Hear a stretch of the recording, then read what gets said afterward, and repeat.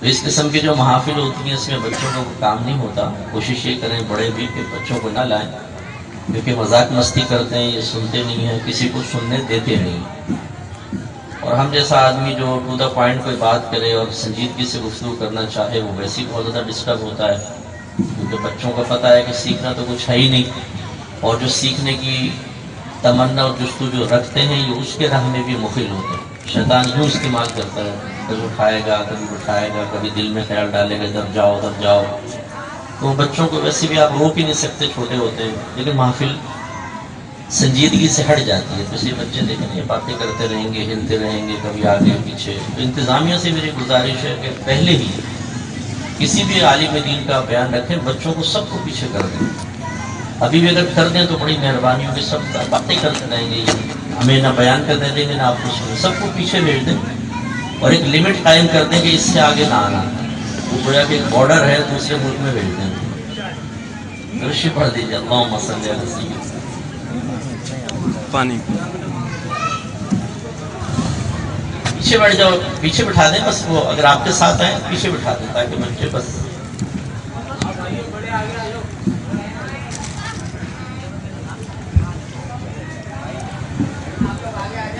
چلے بس ٹھیک ہے، بیٹھے بیٹھے. اولاً چند کلمات میلاد مصطفیٰ صلی اللہ علیہ وسلم کی شرعی حیثیت کے بارے میں عرض کر دیتا ہوں. آپ دیکھیں مجھ سے سیکھیں چیز کو نا، کہ سیکھیں گے فائدہ ہوگا. جب ہم کہتے ہیں کسی چیز کی شرعی حیثیت، اس کا کیا مطلب ہوتا ہے؟ اس کا مطلب یہ ہے کہ ہم 11 چیزوں میں سے کوئی ایک چیز بتائیں گے. جب اگر یہ پوچھے بھی اس کی شرعی حیثیت کیا ہے تو ہم 11 چیزوں میں سے ایک کا جواب دیں گے، کوئی ایک. مثلا دیکھیں جو جائز چیزیں ہیں نا، جس کو کرنا لازم ہے یا شریعت نے اجازت دی ہے، وہ 6 ہوتی ہیں: فرض، واجب، سنت موقدہ، سنت غیر موقدہ، مستحب اور مباح. فرض کا کرنا لازم ہوتا ہے، آپ ترک کریں گے گناہ کبیرہ. واجب کا کرنا لازم ہوتا ہے، ترک کریں گے گناہ صغیرہ ہوتا ہے، لیکن بار بار کریں گے تو وہ کبیرہ بن جاتا ہے. سنت موقدہ کا کرنا لازم ہوتا ہے، لیکن 1-2 بار چھوڑے تو گناہ نہیں ہے. چھوڑنے کی عادت بنا لیں گے تو گناہ گار ہوں گے. سنت غیر موقدہ لازم نہیں ہے، کریں گے ثواب ملے گا. چھوڑنے پر شریعت تھوڑی بہت ناپسندیدگی کا اظہار بھی کرتی ہے، لیکن آپ گناہ گار نہیں ہوں گے چاہے اس کو چھوڑنے کی عادت بنا لیں. اس کے بعد مستحب اچھے کام کو کہتے ہیں، جس کو مسلمان اچھا سمجھیں یا اللہ تعالیٰ کے نزدیک اچھا ہو، اس کے کرنے پر ثواب ملتا ہے، لیکن ترک کرنے پر کوئی گناہ نہیں، نہ شریعت اس کو ناپسند کرتی کہ کیوں ترک کیا. اور مباح اس کام کو کہتے ہیں کہ کریں نہ کریں دونوں برابر. جیسے میں نے رومال اٹھا کر یہاں رکھ دیا، بتائیں گناہ کے ثواب، نہ گناہ نہ ثواب، یہ مباح ہے. تو 6 یہ جائز امور ہوتے ہیں اور 5 اس کے جسٹ اپوزٹ ناجائز. فرض کا ترک حرام، واجب کا ترک مکروہ تحریمی، یہ حرام سے نچلا درجہ ہوگا. سنت موقدہ کو چھوڑیں گے، اس کو شرعاً کہتے ہیں اساءت، برائی کرنا، اساءت. سنت غیر موقدہ کا ترک جو ہے مکروہ تنزیہی کہلاتا ہے، سنت غیر موقدہ. اور مستحب کو ترک کریں تو خلاف اولا، یعنی اگر حرام کریں گے تو گناہ کبیرہ، اگر آپ مکروہ تحریمی کریں گے تو گناہ صغیرہ، لیکن بار بار کریں گے تو گناہ گار ہوں گے. وہ جیسے واجب وغیرہ تھا نا، فرض کی تعریف اس کے جسٹ اپوزٹ. اب جب ہم کہتے ہیں کہ اس چیز کی شرعی حیثیت کیا ہے، تو میں نے آپ کو بتایا ان 11 میں سے ایک کا جواب دینا. مثلا میں اب آپ سے پوچھتا ہوں، بتائیں نماز کی شرعی حیثیت کیا ہے؟ کیا کہیں گے؟ فرض ہے کہ نہیں؟ فرض ہے نا نماز. جمعے کی شرعی حیثیت کیا ہے؟ فرض. عید کی نماز کی شرعی حیثیت کیا ہے؟ واجب. قربانی کی شرعی حیثیت کیا ہے؟ یا واجب ہوتی ہے یا نفل ہوتی ہے. یوں اسی طریقے سے اب آ جائیں، جب تھوڑی سی بات آپ سمجھ گئے ہوں گے. میلاد مصطفیٰ صلی اللہ علیہ وسلم کی شرعی حیثیت کیا ہے؟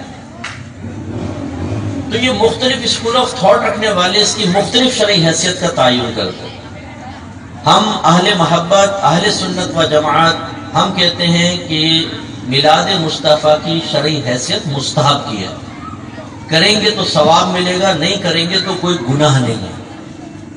کرنے والا لائق تعریف ہے، لیکن اگر کوئی نہ کرے تو ہم اس کی مذمت نہیں کریں گے، برا بھلا نہیں کہیں گے، ٹھیک ہے بھائی آپ کی مرضی ہے، نہیں کرو نہیں کرو، مستحب۔ اور کچھ ایسے لوگ ہیں کہ جو اس کی شرعی حیثیت کا تعین کرتے ہیں حرام سے، کہتے ہیں میلاد مصطفیٰ کرنا حرام ہے، بدعت ہے۔ تو اپنا اپنا زاویہ نظر، اپنے اپنے دلائل ہوتے ہیں، ٹھیک ہے نا، اس کے پیش نظر وہ فیصلہ ہوتا ہے۔ ہمارے بہرحال نزدیک جو دلائل ہیں اس کا نتیجہ کیا ہے کہ میلاد مصطفیٰ منانا، اس کا اہتمام کرنا، اس کے لیے مختلف چیزیں قائم کرنا، جیسے آپ محافل کرتے ہیں، آپ جلوس نکالتے ہیں، کھانا کھلاتے ہیں، نبی کریم صلی اللہ علیہ وسلم کی مدح کرتے ہیں، یہ سب مستحب ہے، یعنی کریں گے تو ثواب پائیں گے، نہیں کریں گے تو کوئی گناہ نہیں۔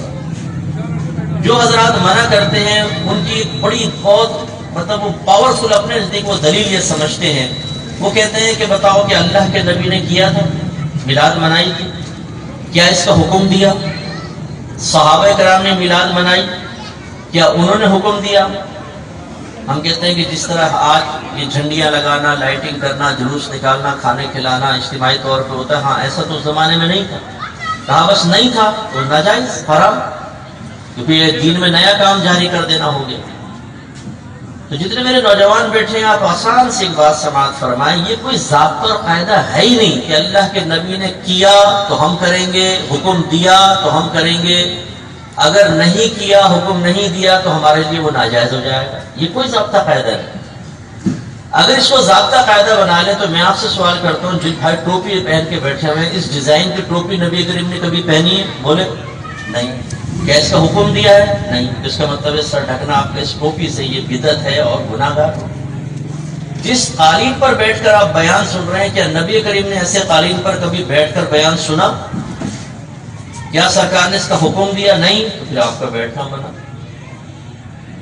اسی طریقے سے آپ کی مسجدوں پہ جو گنبد اور مینار بنتے ہیں نا، نہ یہ زمانے رسول میں تھے نہ زمانے صحابہ میں تھے، یہ بعد کی ایجاد ہے۔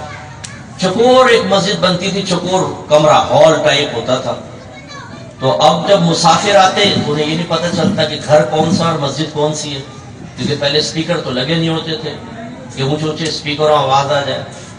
اور اسی طریقے سے بعض لوگ گاؤں سے آتے، جیسے پیشاب کر دیا مسجد کی دیوار کے اوپر، یہ سمجھ کے کہ شاید گھر ہے، کچی مسجدیں ہوتی تھی، تو فقہا نے فیصلہ کیا بھی ایک ایسی چیز قائم کرے کہ دور سے دیکھ کے پتہ چلے یہ عام گھر نہیں ہے، یہ تو مسجد ہے، اللہ کا گھر ہے، تو اس کا ادب اور تعظیم بجا رہا ہے، تو مینار وغیرہ شروع ہوئے، گنبد مینار۔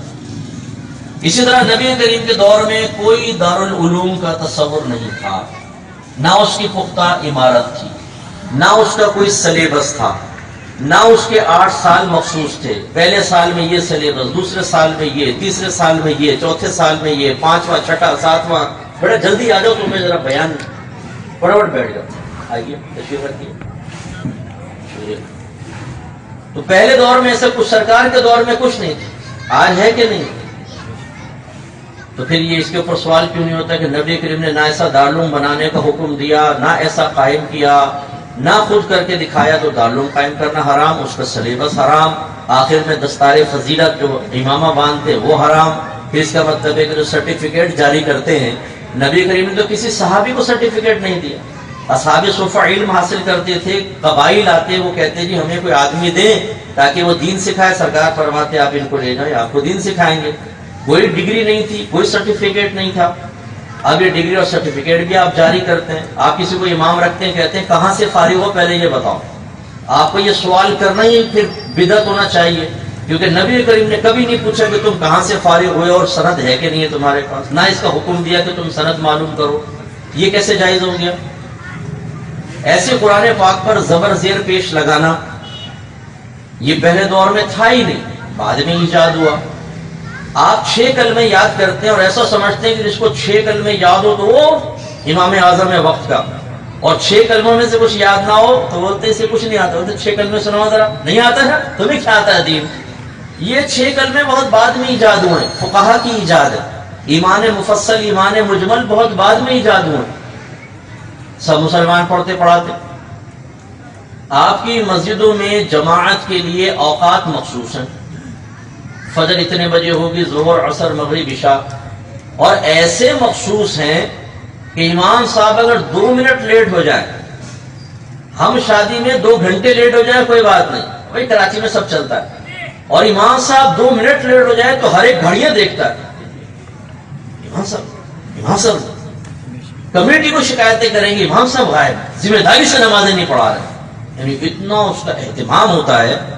اور اگر امام صاحب 5 منٹ پہلے نماز کھڑی کر دیں تو ہنگامہ مچ جائے، ارے امام صاحب 5:30 بجے تھی، آپ نے 25 میں نماز کھڑی کر دی، ہم تو 5:30 کے حساب سے آئے تھے۔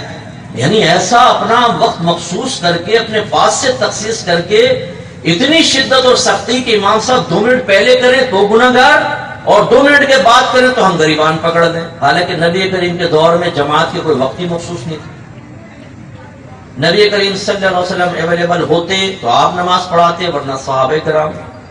اور کئی مرتبہ ایسا ہوتا کہ صحابہ کہتے ہیں ہم بیٹھے ہوئے تھے فجر میں، نبی کریم کا انتظار کرتے رہے، یا حتیٰ کہ ہمیں گمان ہوا کہ سورج نکل آئے گا، تب نبی کریم صلی اللہ علیہ وسلم تیزی سے آیا اور آپ نے نماز پڑھائی۔ کوئی جماعت کا وقت وہاں مخصوص نہیں تھا، ہاں نماز کے وقت کے اندر نماز ہوتی تھی، یہ نہیں قضا کر کے، لیکن وقت مخصوص نہیں تھا۔ بتائیں اب ہر مکتبہ فکر کی مسجد میں اوقات مخصوص ہوتے ہیں۔ آپ کی شادی بیاہ کی جو رسومات آج ہو رہی ہے، کیا زمانے سرکار میں تھیں؟ سرکار نے حکم دیا، آپ آئس کریم کھاتے ہیں، بریانیاں کھاتے ہیں، پیزے پورے ڈکار جاتے ہیں، نت نئے کھانے کھا رہے ہیں، کیا یہ نبی کریم نے ان کا حکم دیا تھا؟ کیا خود کر کے دکھایا تھا؟ نہیں۔ اسی طرح بخاری، مسلم، ترمذی، نسائی، ابو داؤد، ابن ماجہ، دیگر کتب احادیث، بعض لوگ آپ سے کہیں گے بخاری میں دکھاؤ میلاد منانا کہاں جائز ہے، بخاری میں دکھاؤ۔ آپ سوال کریں کہ سب سے پہلے بخاری میں چیز دکھاؤ کہ امام بخاری نے کہا ہو کہ تمہیں دلیل چاہیے تو میری بخاری میں ڈھونڈو، اور نہ ملے تو رد کر دو۔ تمہارا یہ مطالبہ ہی بہت بڑا بدعت ہے کہ بخاری کے اندر دکھاؤ، امام بخاری نے فرمایا ہے؟ جب نہیں فرمایا تو گویا کہ آپ کے نزدیک تو دلیل تھی کہ بخاری اگر ثابت کر دے کہ میلاد منانا جائز تو ہم مانیں گے، تو اپنا کوشچن بھی ثابت کرو بخاری سے، ثابت ہو جائے تو ہم آپ کو کوشچن مانیں گے، ورنہ آپ کا کوشچن بھی رد کے قابل ہوگا۔ نبی کریم کے دور میں اس طرح احادیث کی کتابیں جمع نہیں ہوئی تھی، ان کے عنوانات قائم نہیں ہوئے تھے، ان کے باب قائم نہیں ہوئے تھے، سب بات کی ایجادات ہیں۔ اور میں اپنے نوجوانوں سے خاص طور پر ایک پوائنٹ کی بات عرض کرتا ہوں، ذرا توجہ کریں، پہلے آپ مجھے جواب دیں گے۔ یہ بتائیں کہ نبی کریم صلی اللہ علیہ وسلم نے جو صحابہ کرام کو احکام بتائے وہ صرف ہمارے لیے تھے یا صحابہ کرام بھی اس کے مکلف تھے؟ بولیے، مکلف مین ذمہ دار، یا صحابہ کرام پر بھی لازم تھا اس کی پیروی کرنا کہ نہیں؟ بولے بھائی تھا نا، سرکار نے اگر فرمایا نماز فرض ہے تو کیا ہمارے لیے تھی یا صحابہ کے لیے بھی تھی؟ صحابہ کے لیے بھی تھی نا۔ گویا کہ جو فرمان سرکار بیان فرمائیں گے، جو حکم ارشاد فرمائیں گے، صحابہ کرام کو اس کو ماننا لازم ہے، اس کی پیروی صحابہ کرام پر بھی لازم ہے۔ اب ذرا غور کیجئے گا، سرکار فرما رہے ہیں کلو بدعۃ ضلالہ، دوسری روایت کو ملا لیں وکل ضلالۃ فی النار، ہر بدعت، بھائی بیٹا بیٹھ جاؤ تھوڑی سی مسئلہ ہے، میرا بچہ مس ہو گیا سر، یہ جھنڈے والے کی طرف سے ایک اعلان کروا بھائی، یہ بچہ ان کا رہ گیا کہیں پر، بیچارے پریشان ہیں، آپ کیسے اعلان کریں؟ جھنڈے والے کی طرف کامر نام ہے سر اس کا۔ بیٹا تو بچہ سن کر آئے گا تو سر کسی کو ملے ایسے، کوئی کسی کا بچہ پکڑ کے لے آئے گا تو آپ نے نشانی بتائیے کون ہے بچہ، کیا پہنا ہوا ہے، کتنی عمر ہے اس کی؟ 5.5 سال کا، اپنا نام بتا سکتا ہے۔ اب یہ محفل کے اندر تو نہیں آیا ہوگا بچہ آپ کا، وہاں گھوما ہے تو آپ وہاں دیکھیں نا بیٹا، مسجد میں اعلان کرواؤ، یہاں تو مسجد بند ہو چکی ہے سر، دیکھ لیا بہت بھولے والے ہیں آپ۔ بہرحال کچھ وہی بچہ ملے، ان کا گمان ہونا کسی کا گما ہوا بچہ ان کو بتا دیجیے گا، ٹھیک ہے؟ کیونکہ ایسے تو ہمیں پتہ ہی نہیں کہ کون بچہ، کیسا بچہ، کتنی عمر، کیسے کپڑے پہنے ہوئے۔ اللہ تعالیٰ باپ ہے، پریشان ہے بیچارے، اللہ بچے کو ان سے ملوا دے۔ تو کسی کو کوئی بھی ایسا مشکوک بچہ نظر آئے روتا ہوا تو ذرا ان کو ذرا بتا دیجیے گا۔ آپ کیسے بتائیں گے یہ بھی نہیں پتا، اعلان کرا کے چلے گئے، اب وہ کیسے ڈھونڈیں گے ان کو؟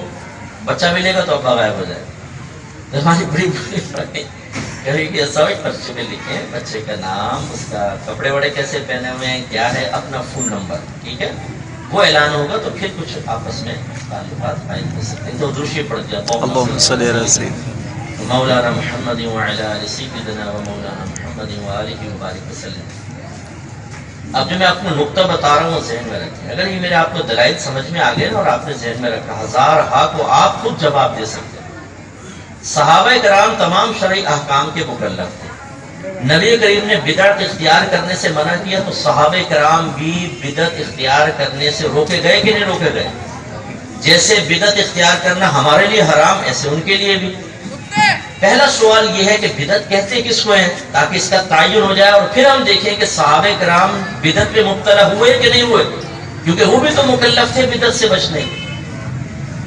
بدعت کی صحیح تعریف یہ ہے کہ نبی کریم صلی اللہ علیہ وسلم کے دور میں دین یا دنیا میں جو بھی نئے دور کے بعد نبی کریم کے دور کے بعد دین یا دنیا میں جو بھی نیا کام پیدا ہوا اس کو کہتے ہیں بدعت. اب اگر وہ قرآن و حدیث کے مطابق ہو، دین کو فائدہ دینے والا ہو، لوگ ثواب کی طرف آئیں گے، دین کی طرف آئیں گے، تو اسے کہتے ہیں بدعت حسنہ، اچھی بدعت. اور اگر وہ کام قرآن و حدیث کے خلاف ہو تو اس کو کہتے ہیں بدعت سیئہ، سیئہ یعنی بری بدعت. اور اگر نہ گناہ نہ ثواب تو اس کو کہتے ہیں بدعت مباحہ. جیسے آپ نے ٹوپی پہنی ہوئے، لباس پہنے ہوئے ہیں، نہ یہ سنت کے مطابق ہیں، نہ نبی کریم نے اس سے منع کیا ہے، تو اسے بدعت مباحہ کہیں گے. یا نئے کھانے ہم کھاتے ہیں، یہ بدعت مباحہ ہو. تین طرح کی بدعتیں ہوتی ہیں. نبی کریم کے دور کے بعد جو کچھ ایجاد ہوا وہ بدعت، ٹھیک ہے. اب بعض یہ کہتے ہیں کہ ہم اس تقسیم کو نہیں مانتے، ہر بدعت گمراہی ہے. سرکار نے فرمایا کل بدعت ضلالہ وکل ضلالۃ فی النار، ہر بدعت گمراہی ہے، ہر گمراہی جہنم میں لے جانے والی ہے. تو جب جہنم میں لے جانے والی ہے تو اس میں حسنہ کہاں سے آ گئی، اچھی بدعت؟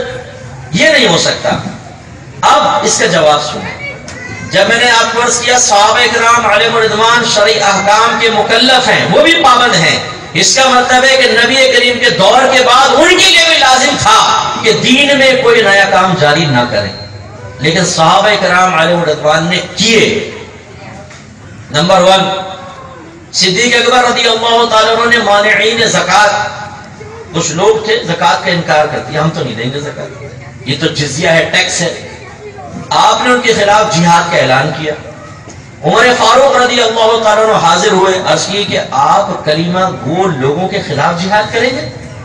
کیونکہ سنت تو یہ ہے نبی کریم کے سامنے آپ کے دور میں جس نے کلمہ پڑھ لیا، سرکار فرماتے ہیں اس نے اپنی جان اور مال کو ہم سے محفوظ کر لیا. سنت تو یہ ہوئی.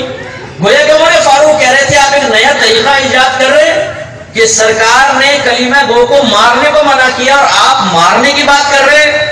حضرت صدیق اکبر رضی اللہ تعالیٰ نے فرمایا خدا کی قسم اگر کوئی زمانہ رسول میں جوتی کا ایک تسمہ بھی بطور زکوٰۃ دیتا تھا اور آج اس کا انکار کرے گا تو میں اس کے خلاف جہاد کروں گا. عمر فاروق کہتے ہیں پھر اللہ نے بھی میرے سینے کو کھول دیا اور حق مجھ پر واضح ہو گیا اور مسلمانوں نے ان کے خلاف جہاد کیا. بتائیں یہ بدعت تھی کہ نہیں تھی؟ یہ کیا تھی؟ بدعت حسنہ. اگر آپ کے ہر بدعت گمراہی تو کیا تمام صحابہ گمراہی میں مشتمل ہو؟ مسیلمہ کذاب، اس شخص نے نبوت کا دعویٰ کیا. یہ زمانہ رسول میں سرکار کے پاس آیا، کہنے لگا میں آپ پر ایمان لے آتا ہوں، آپ کو نبی مان لیتا ہوں، لیکن ڈیل ہوگی. سرکار نے فرمایا وہ کیا؟ کہا کہ آدھی سلطنت آپ کی آدھی میری، حکومت شیئرنگ. سرکار فرمایا ایسا نہیں، لاتا ایمان ٹھیک نہیں لاتا جا. چلا گیا، نہیں لایا ایمان. جب سرکار کا وصال ہوا تو اس نے اعلان نبوت کیا. صدیق اکبر رضی اللہ تعالیٰ عنہ نے اس کے خلاف جہاد کیا اور اس میں بہت سارے حفاظ صحابہ شہید ہو گئے، حافظ صاحب. تو حضرت عمر فاروق صدیق اکبر رضی اللہ تعالیٰ عنہ کے پاس آئے. آپ دیکھیں عمر فاروق آئے، عرض کی کہ اگر اسی تیزی سے حافظ صحابہ شہید ہوتے رہے تو قرآن کی حفاظت کا معاملہ مشتبہ ہو جائے گا، اس لیے آپ قرآن کو جمع کریں ایک کتابی شکل میں. یہ بھی آپ کو بتا دوں کہ نبی کریم کے دور میں کتابی شکل میں قرآن نہیں تھا. اور یہ آپ کی معلومات جو نوجوان ہیں خاص طور پہ ذرا سنیں. نبی کریم بیٹھے ہیں، 6 صحابی ہیں، ایک آیت نازل ہو گئی، وحی آ گئی، سرکار نے ان 6 کے سامنے آیت بیان کی. باقی صحابہ نہیں ہیں وہاں، 6 کے سامنے. وہ کیا کرتے تھے؟ پتوں پر، جانوروں کی کھال پر، اونٹ کی ہڈی پر، پتھروں پہ لکھ لیا کرتے تھے، اپنے گھر میں لے آ کے رکھ دیا. پھر جو ملا تو اس کو بتا دیا بھائی وحی نازل ہوئی ہے. اور بہت سو کو پتہ ہی نہیں ہوتا تھا کہ وحی نازل ہوئی ہے. بعد میں ایسے اس کا پتہ چلتا رہا لیکن فوراً نہیں پتہ چلتا. اچھا پھر نبی کریم کہیں اور گئے, وہ 6 صحابی 8 اور صحابی آ گئے, وہاں وحی نازل ہو گئی, ان کو بیان کر دیا. اس طرح قرآن کا کچھ حصہ کسی کے پاس, کچھ کسی کے پاس, کچھ کسی کے پاس محفوظ ہو گیا. اس لیے عمر فاروق نے کہا کہ اگر یہ حافظ صحابہ شہید ہوتے رہے اور یہ قرآن تو ابھی منتشر ہے تو پھر قرآن کی حفاظت کا معاملہ مشتبہ ہو جائے. اس لیے آپ قرآن کو کتابی شکل میں ایک جگہ جمع کریں. اب صدیق اکبر نے وہ جملہ بولا جو آج کہتے کہ جو کام نبی کریم نے نہیں کیا میں کیسے کر سکتا ہوں.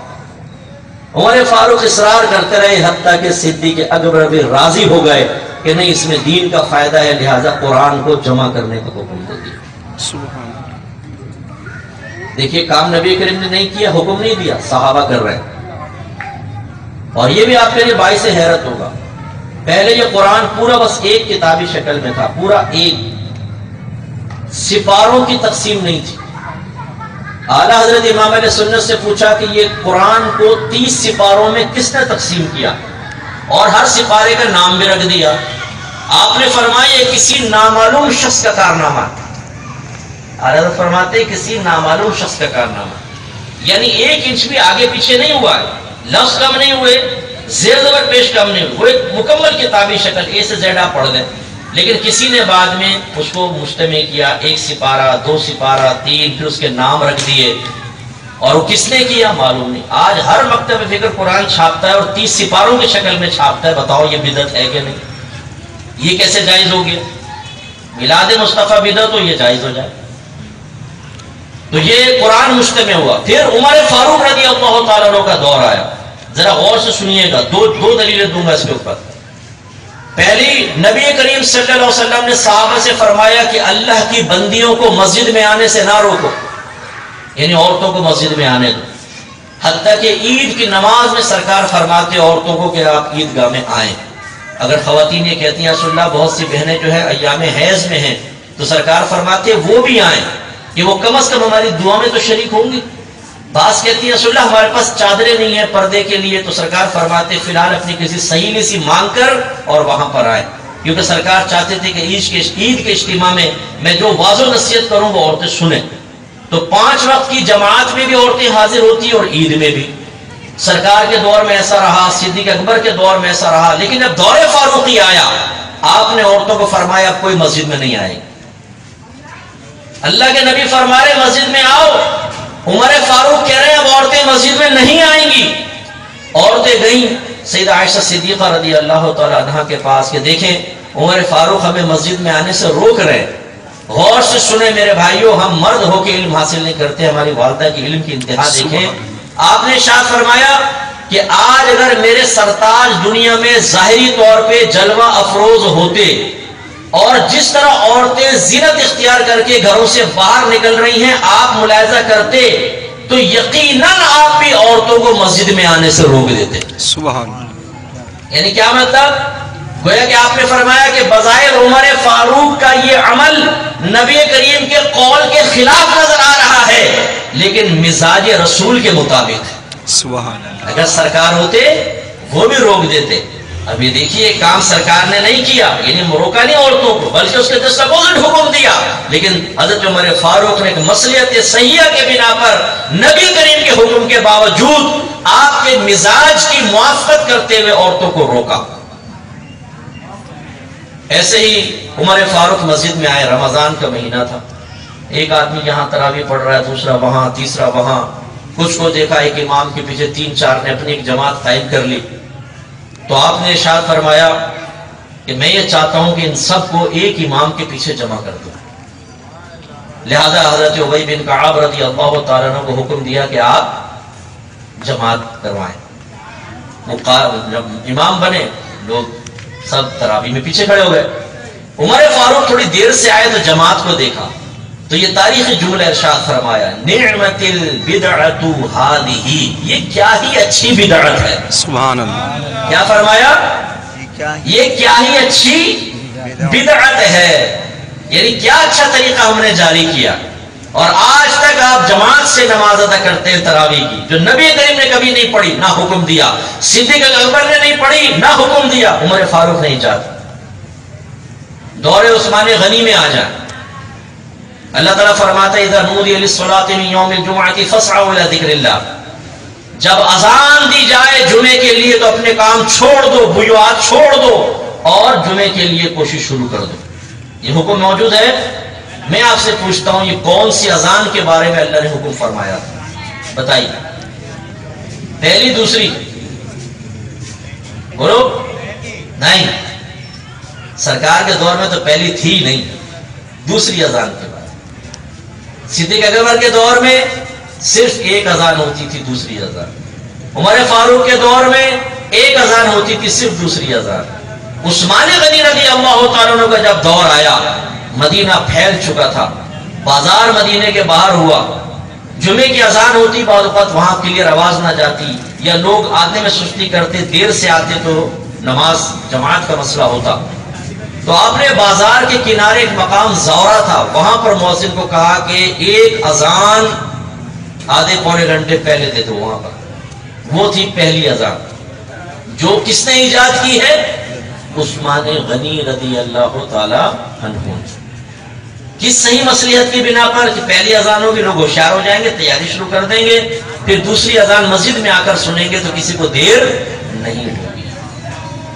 اب دیکھیں ہر مکتب فکر میں اہل تشیع کو چھوڑ کے غالباً ہر مکتب فکر کے اندر پہلی اذان اور دوسری اذان ہوتی ہے.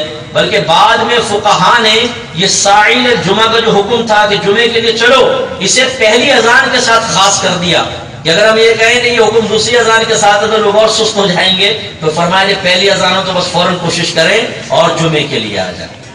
اب آپ بتائیے، تو یہ میں نے کتنی آپ کو مثالیں دی.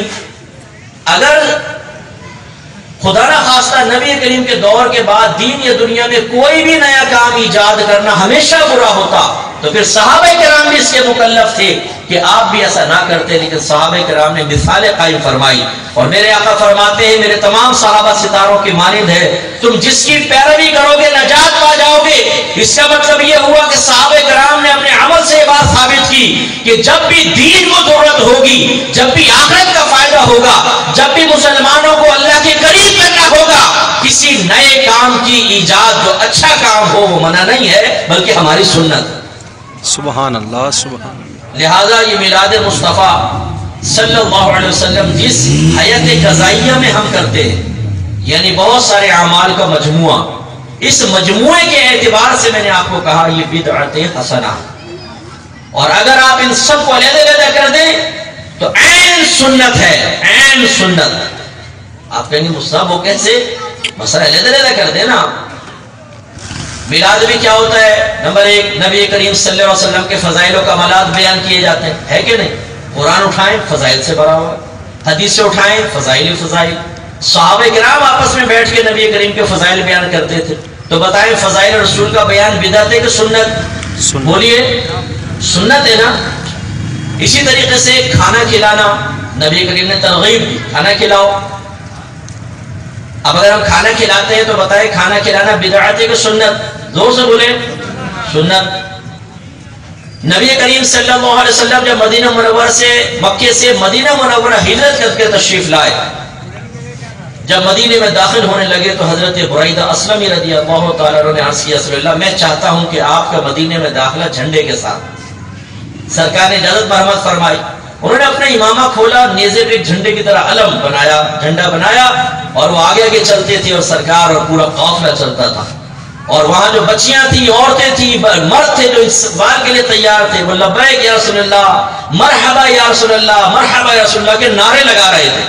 اب آج آپ اپنا جلوس دیکھیں اور وہ آنکھیں بند کر کے اس دور میں چلے جائیں جب نبی کریم ایک جلوس کی شکل میں مدینے میں داخل ہوئے. مسلمان اس سنت کو زندہ کرتے ہوئے جلوس نکالتے ہیں. تو بتاؤ یہ جلوس بدعت ہوا کہ سنت ہوا؟ سنت.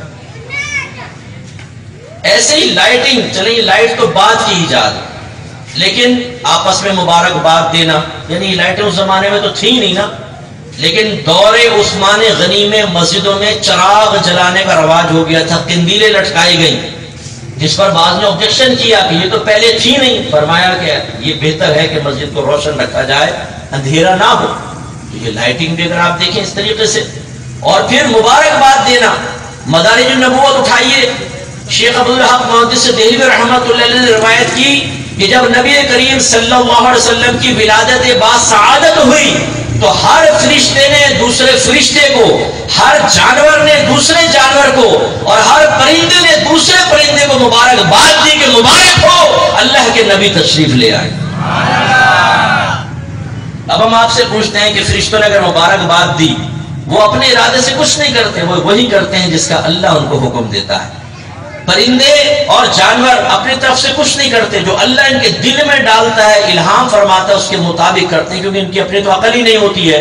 اس کا مطلب یہ ہوا کہ نبی کریم کی ولادت پر اگر فرشتے آپس میں مبارکباد دے رہے ہیں تو اللہ کے حکم اور اجازت سے، اگر پرندے اور درندے آپس میں مبارکباد دے رہے ہیں تو اللہ تعالیٰ کے ان کے قلب میں الہام فرمانے کی وجہ سے۔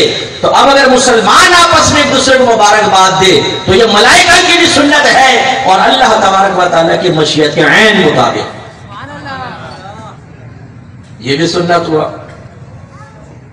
بیانات وغیرہ کرنا، نبی کریم نے بیانات فرمائے، صحابہ کرام نے بیانات فرمائے، بلکہ بعض اوقات تو نبی کریم تشریف فرما ہوتے تھے اور درس ہو رہا ہوتا تھا۔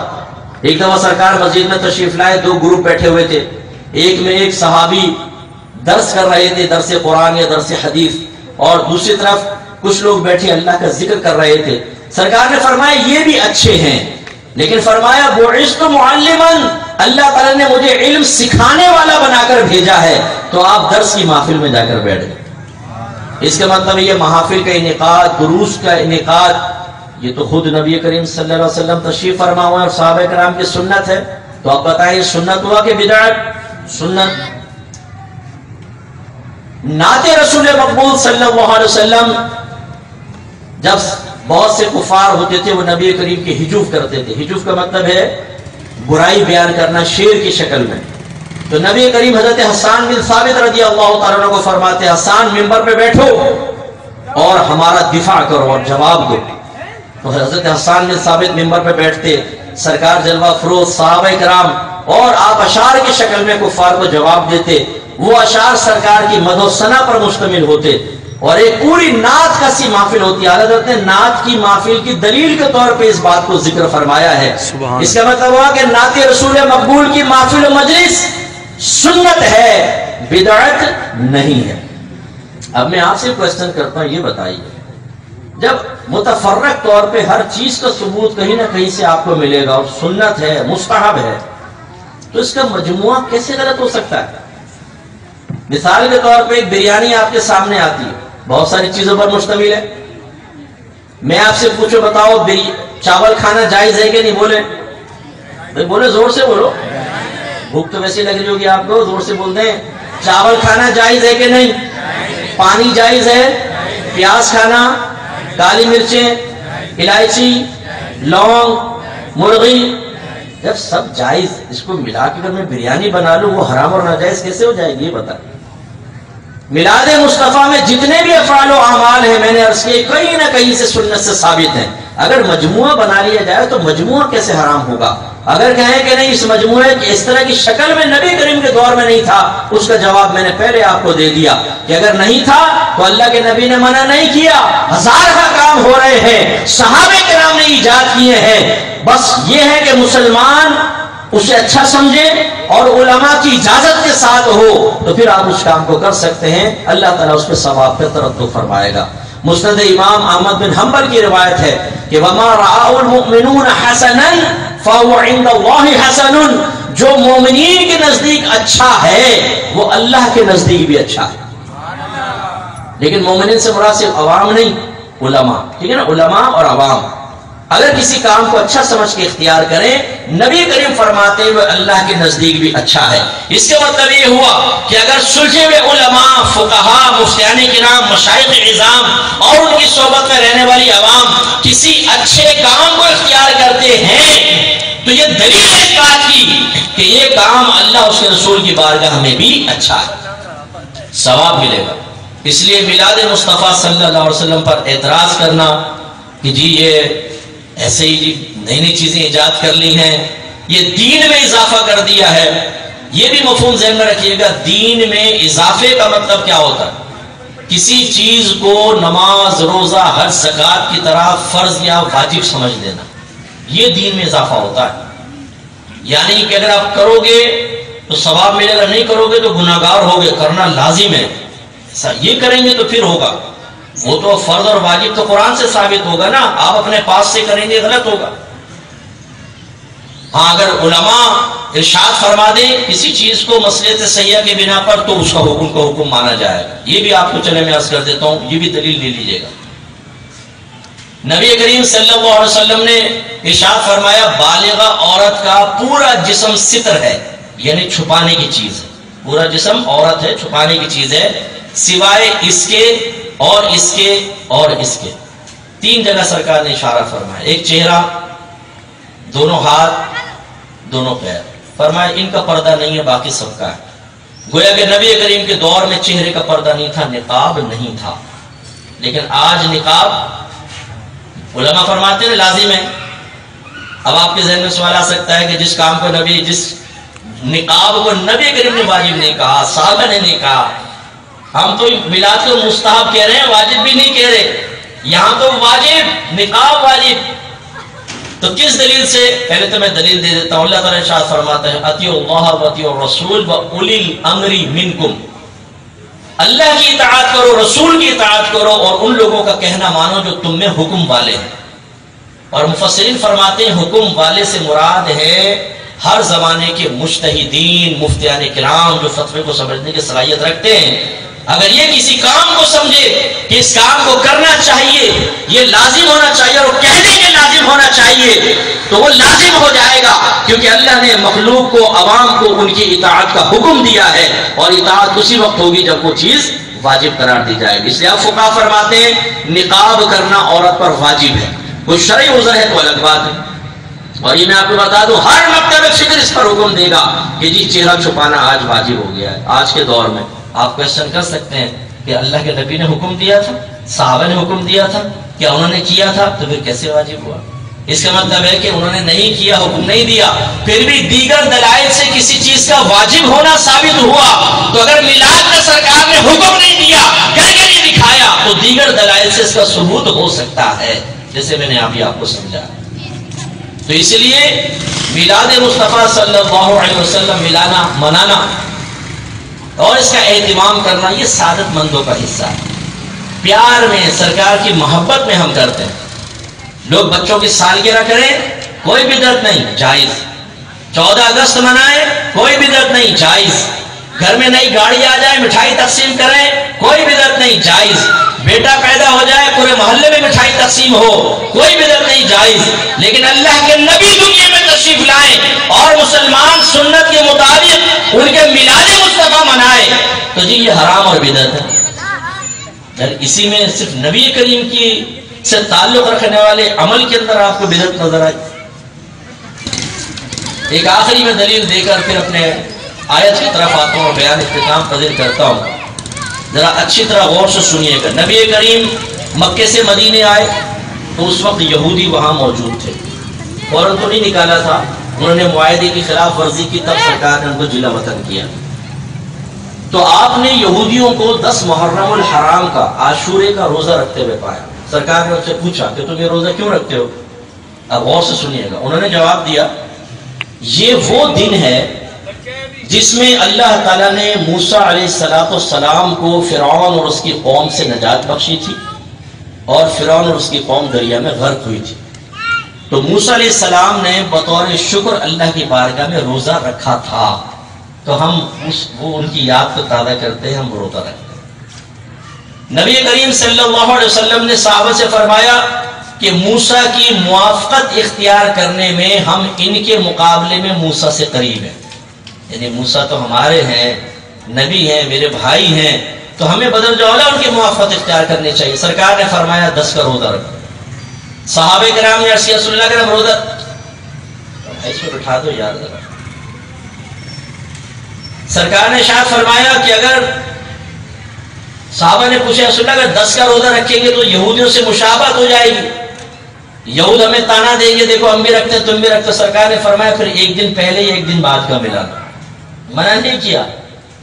اب ذرا غور کیجیے، موسیٰ علیہ السلام کو اللہ نے انعام دیا کہ آپ فرعون کی گرفت سے اور آپ کی قوم اس کی گرفت سے بچی، تو آپ نے اس انعام کے جواب میں روزہ رکھا، اور یہود نے ہر سال اس روزے کی اس واقعے کی یاد کو روزہ رکھ کر تازہ کیا، اور نبی کریم نے بھی صحابہ سے فرمایا کہ تم بھی ان کی یاد کو تازہ کرو۔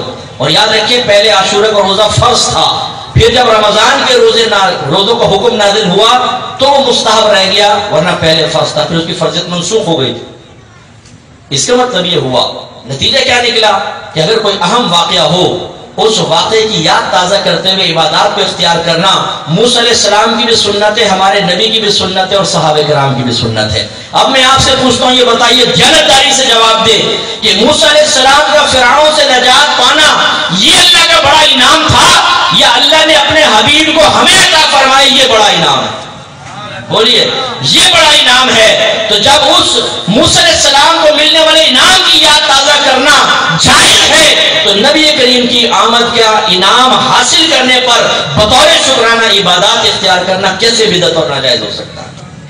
اس لیے برکات حاصل کریں، ان بحثوں میں نہ پڑیں کہ کیا جائز ہے کیا ناجائز ہے۔ بعض ہمارے سنی نوجوان جو دین سیکھتے نہیں ہیں وہ کہتے ہیں یار یہ مولویوں کے چکر ہیں، چھوڑو، مولویوں کے چکر ہے۔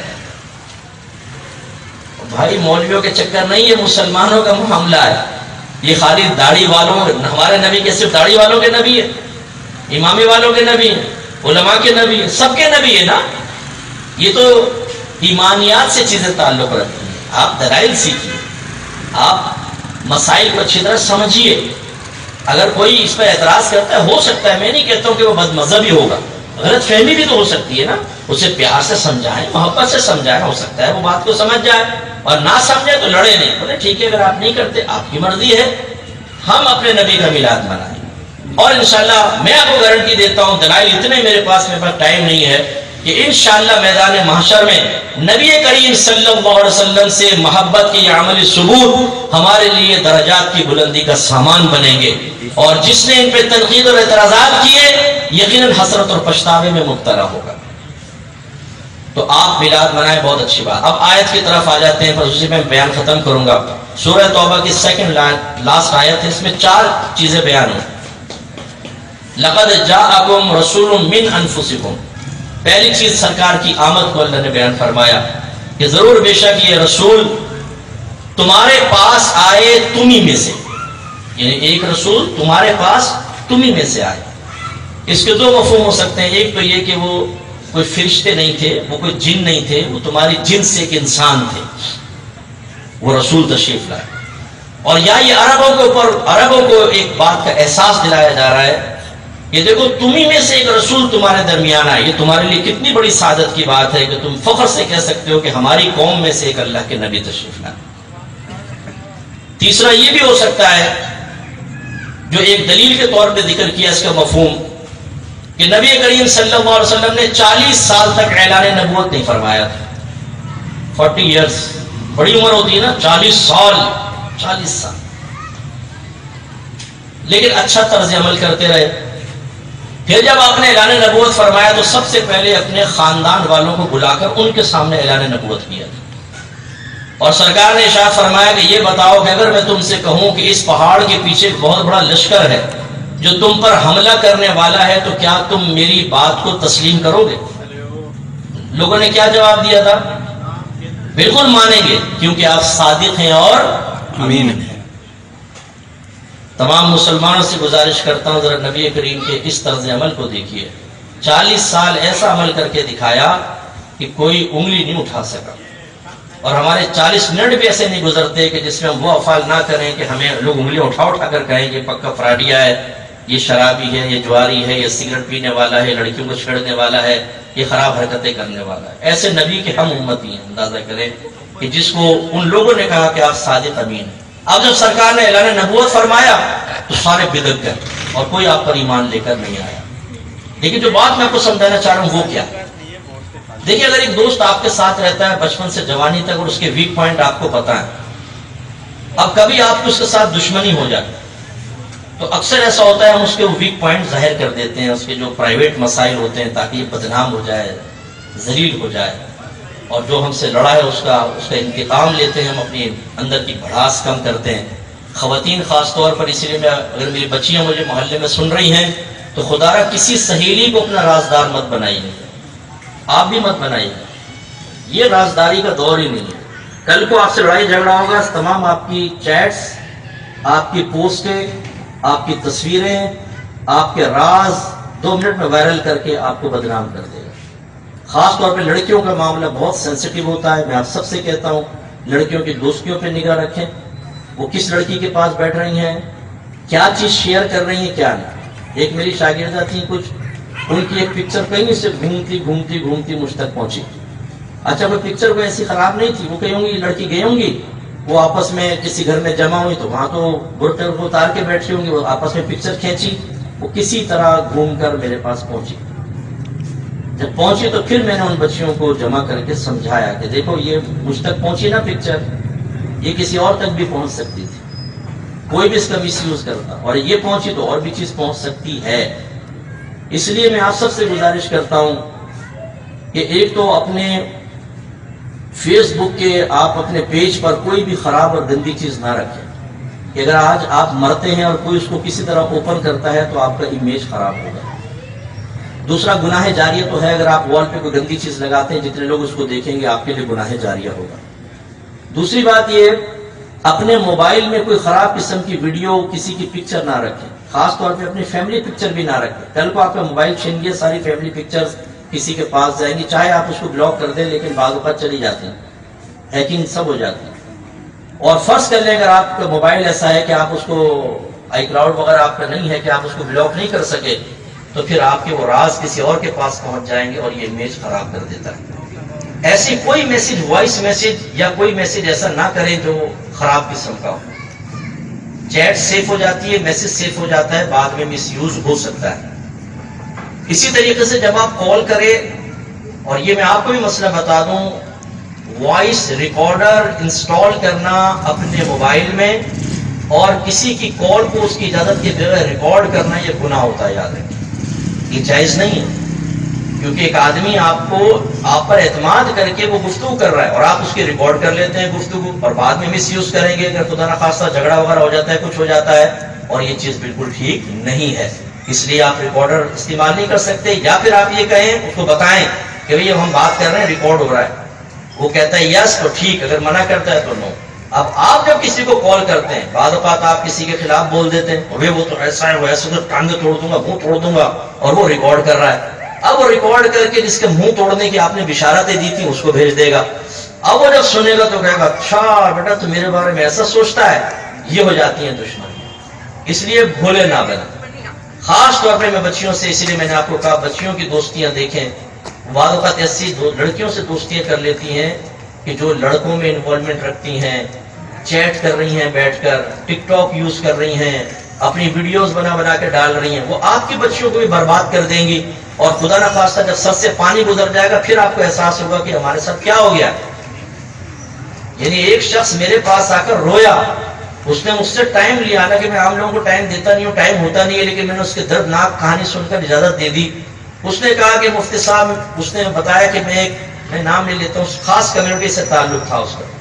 اس نے کہا کہ ہمارے یہاں بچیوں کی تعلیم کو بہت برا سمجھا جاتا ہے، میں پورے خاندان سے لڑ کر میں نے اپنی بچیوں کو اسکول میں داخل کرایا کہ نہیں میں اپنی بچیوں کو پڑھاؤں گا۔ پھر میری بچیوں نے اصرار کیا کہ ہمیں موبائل میں، سب سہیلیوں کے پاس میں نے موبائل دے دیا، اور ان کی ہو گئی کسی لڑکے سے دوستی۔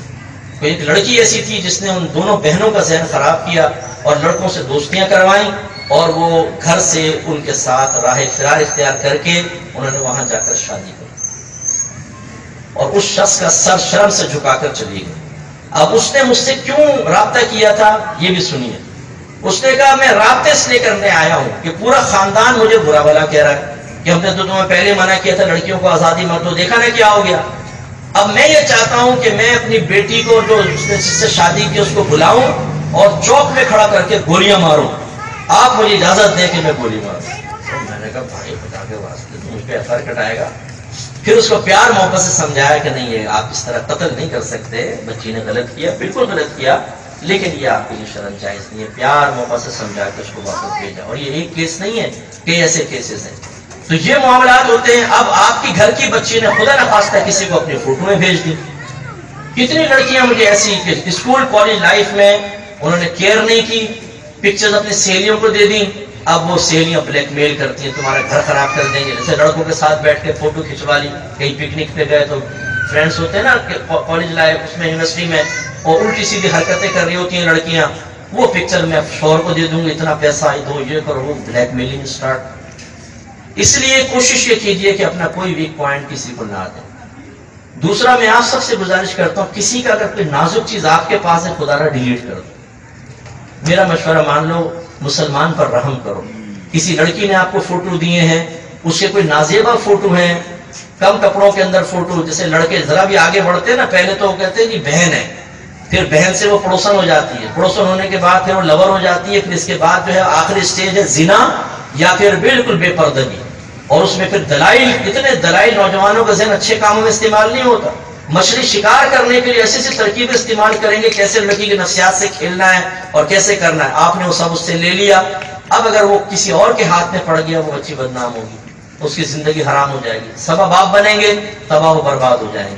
کسی کے ایسے میسیجز آپ نے سیو کر کے رکھے ہیں کہ کبھی کام میں آئیں گے, اللہ نہ کرے عام ہو گئے, قتل و غارت ہو گئی ہے. پتہ ہے آپ کو میسیجز کے اوپر قتل و غارت, طلاقیں ہو گئی ہیں, طلاقیں, گھر تباہ ہو گئے, بچے رل گئے. ایسے ایسے میسیجز ہوتے ہیں بعض اوقات. ان چیزوں کو ختم کر دیں. کسی مسلمان بھائی کے راز کی حفاظت کریں گے, اللہ آپ کی عزت کی حفاظت کرے گا. اور کسی کے عزت کے پیچھے بھاگیں گے, میں نے دیکھا اللہ چوک پہ ذلیل کر دیتا ہے ایسے آدمی. اللہ تعالیٰ مجھے بھی اس بات پر عمل کرنے کی توفیق عطا فرمائے. ایک نوجوان نے مجھے بتایا, مفتی صاحب میری عادت تھی کہ میں اپنی غلط قسم کی خود ویڈیو بناتا تھا, موبائل پر بنا کے پھر میں اس کو دیکھتا تھا. کہ ایک دفعہ میں نے بنائی, پھر دیکھ کے میں ڈیلیٹ کر دیتا تھا. اس نے یہ بتایا, میں نے ایک دفعہ بنائی, میرے ہاتھ میں موبائل, اتنا نیند کا غلبہ ہوا کہ میں ایسے ہی سو گیا. وہ کہتا ہے میری بہن کے بعد بیلنس ختم ہو گیا, وہ آئی کہ تاکہ میرا موبائل یوز کر لے. جیسے اس نے کلک کیا تو سامنے وہ بھائی کا کارنامہ. تو خیر وہ چلی گئی, مجھے ایک دم آنکھ کھل گئی. وہ بھائی کہہ رہا اس دن کے بعد سے آج تک میں اپنی بہن سے آنکھ نہیں ملا سکتا. یہ بھی میں آپ کو عرض کر رہا ہوں, یعنی ایک نقطہ یہ بھی میں پوائنٹ سمجھانا چاہتا ہوں کہ بعض اوقات انسان سوچتا بھی نہیں ہے کہ میرے ساتھ کیا ہو جائے گا, لیکن ہو جاتا ہے. اس لیے اپنے آپ کو بہت سمجھدار نہ سمجھیں. چلے میں مان لیتا ہوں آپ پورے پاکستان سے زیادہ سمجھدار ہیں, لیکن ٹھوکر سمجھدار ہی کھاتا ہے, بہت بری ٹھوکر کھاتا ہے. ایسا نہ کریں. تو خلاصہ کلام یہ ہے کہ باہر چلے ضمن بات آ گئی تو ہم نے ہدایت کے لیے آپ کی خدمت میں عرض کر دی. میرے آقا صلی اللہ علیہ وسلم کا اگر کوئی ویک پوائنٹ ہوتا 40 سالہ زندگی میں جس میں اعلان نبوت نہیں فرمایا, تو جب آپ نے اعلان نبوت کیا سارے کافر دشمن ہوئے, چن چن کے نکال کے لاتے کہ نہ لاتے؟ کہ اچھا پہلے تو آپ دوست تھے, اب آپ نے اعلان نبوت کیا, فلاں وقت میں کیا کیا تھا آپ نے, یہ لیکن کوئی لا سکا نہیں. میرے آقا صلی اللہ علیہ وسلم نے اعلان نبوت سے پہلے ایسی بیدار زندگی گزاری کہ پوری زندگی گزر گئی, اور آج کم و بیش 1500 سال گزر گئے, لیکن آپ کی شخصیت پہ کوئی انگلی بھی نہیں اٹھا سکتا. ایسے کامل میرے آقا.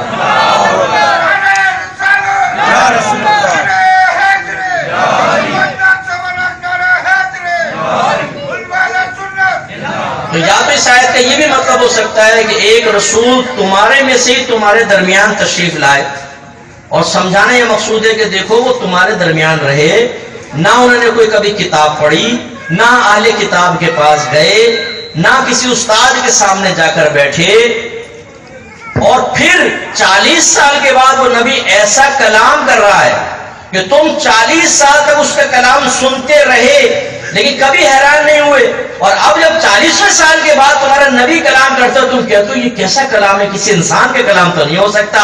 اس کا مطلب یہ ہوا کہ یہ نبی تمہارے درمیان سے ہی اللہ نے مبعوث فرمائے ہیں, اور نبوت کی دلیل اپنی ذات میں موجود ہیں, لہذا ان پر ایمان لے کر.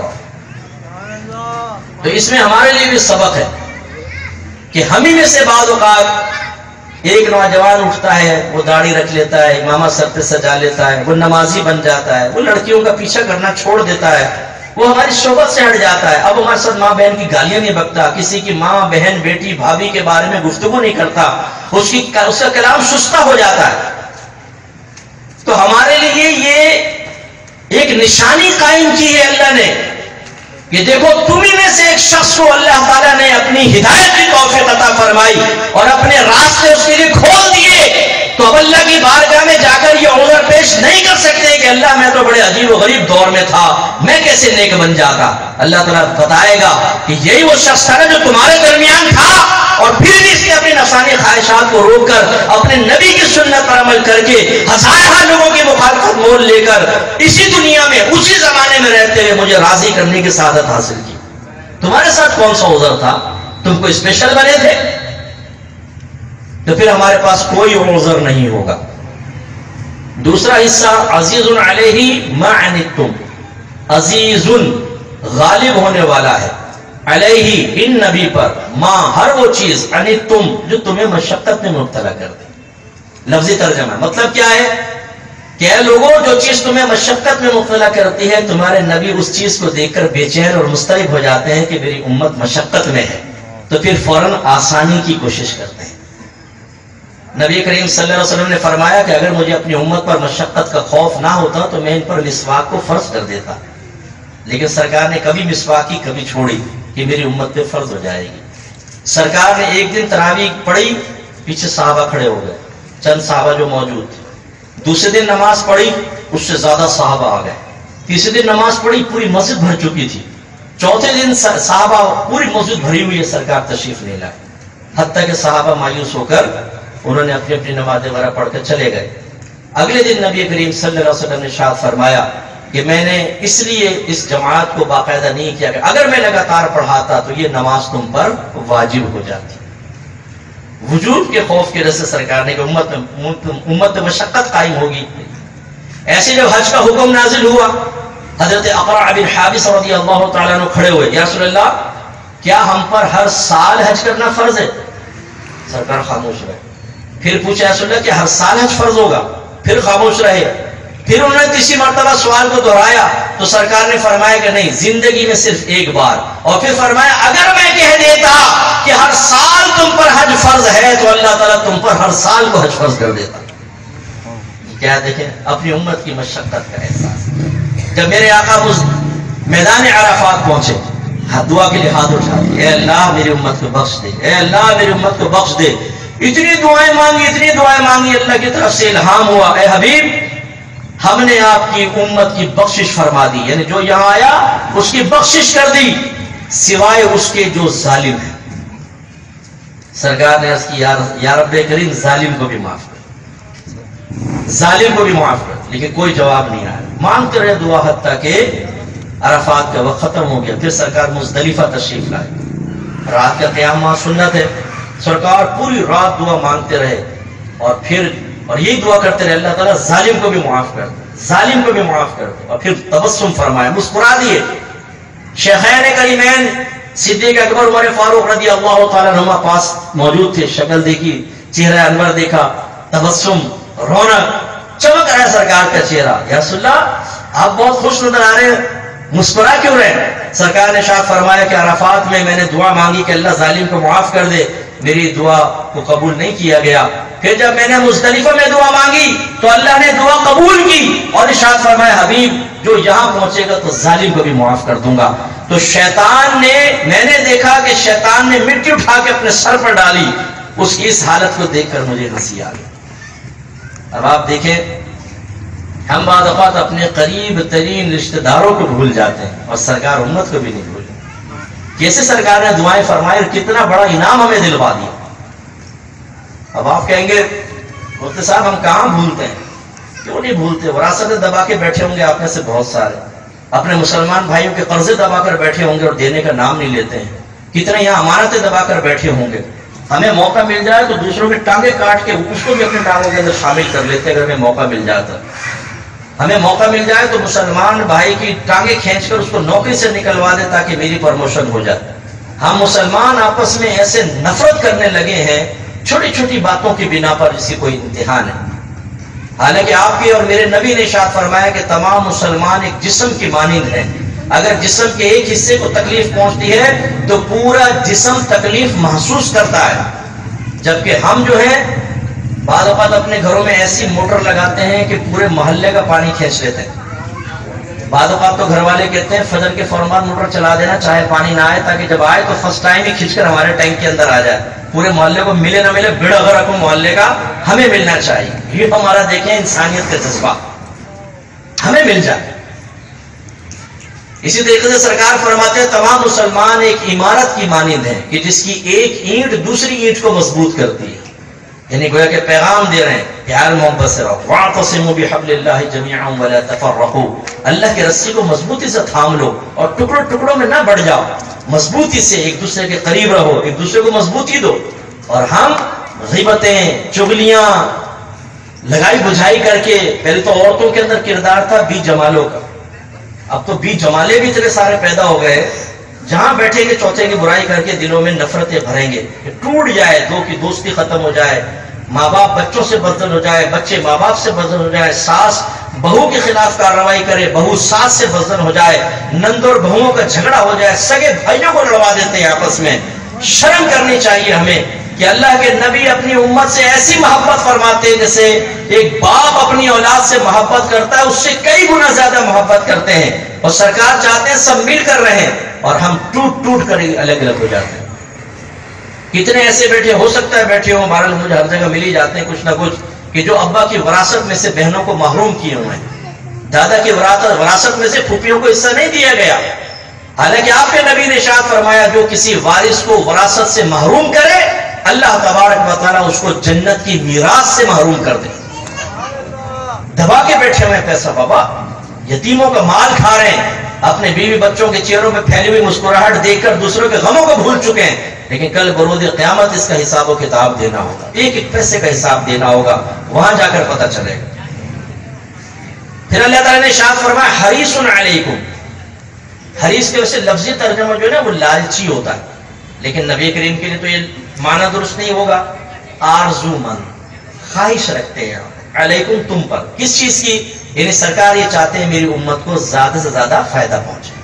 اس کا آیت کا مفہوم کیا ہے کہ یہ نبی تمہاری منفعت کے لیے، تمہارے فائدوں کے لیے بہت زیادہ آرزو رکھتے ہیں، کوئی ایسا موقع نہیں چھوڑتے جس میں امت کو فائدہ نہ مل جائے. لہذا ایک روایت کے مطابق جب آپ پیدا ہوئے تو آپ کے ہونٹ ہل رہے تھے، چھوٹے چھوٹے ننھے ہونٹ، بظاہر ننھے، عظمت کے لحاظ سے بہت بڑے. تو کسی نے سنا، آواز آ رہی تھی ربی حبلی امتی، اے اللہ میری امت کو میرے حوالے کر دے. اور جب آپ کا وصال ہوا تو بھی آپ کے ہونٹ جنبش کر رہے تھے. روایت میں آتا ہے جب سنا گیا تو آواز آئی ربی حبلی امتی، اے میرے رب میری امت کو میرے حوالے کر دے. علماء فرماتے ہیں کیوں؟ اللہ تعالیٰ ارحم الراحمین، نبی کریم رحمت للعالمین، اور یقیناً اللہ کی رحمت ہمارے نبی کی رحمت سے بڑھ کر ہے. تو نبی کریم نے یہ دعا کیوں نہیں کی کہ اللہ تعالیٰ میری امت کو اپنی رحمت کی آغوش میں لے لے؟ یہ کیوں کہ اللہ تعالیٰ میری امت کو میرے حوالے کر دے؟ اس کا جواب دیتے ہوئے کہتے ہیں کہ اللہ یقیناً رحمان ہے، رحیم ہے، ارحم الراحمین ہے، اس کی رحمت ہمارے نبی کی رحمت سے زیادہ ہے، لیکن وہ قہار اور جبار بھی ہے، وہ ذات بے نیاز ہے. جب اس کی بے نیازی غالب آتی ہے پھر وہ نہیں دیکھتا سامنے کون ہے، چاہے تو شیطان کا جیسے ایمان سلب کر کے ساری عبادات برباد کر کے اس کو جہنم میں پھینک دیا ایسے پھینک سکتا ہے، لیکن سرکار میں جمال ہی جمال ہے، رحمت ہی رحمت ہے، جلال ہے ہی نہیں، قہر ہے ہی نہیں. اس لیے دعا کی کہ اللہ تعالیٰ میری امت کو میرے حوالے کر دے کہ جب میرے حوالے ہوگی تو نقصان کوئی نہیں، فائدہ ہی فائدہ ہوگا. دیکھیں کیسے دعا کر رہے ہیں سرکار. ایسی جب یہ آیت نازل ہوئی وَلَسَوْفَ يُعْطِيكَ رَبُّكَ فَتَرْضَىٰ، اے حبیب ان قریب آپ کا رب آپ کو اتنا عطا فرمائے گا کہ آپ راضی ہو جائیں گے، آپ راضی ہو جائیں گے. تفسیر میں لکھا ہے نبی کریم صلی اللہ علیہ وسلم نے اس آیت کے نزول کے بعد اللہ کی بارگاہ میں عرض کیا رب کریم اگر یہی بات ہے تو میں اس وقت تک راضی نہ ہوں گا جب تک میری ساری امت داخل جنت نہ ہو جائے.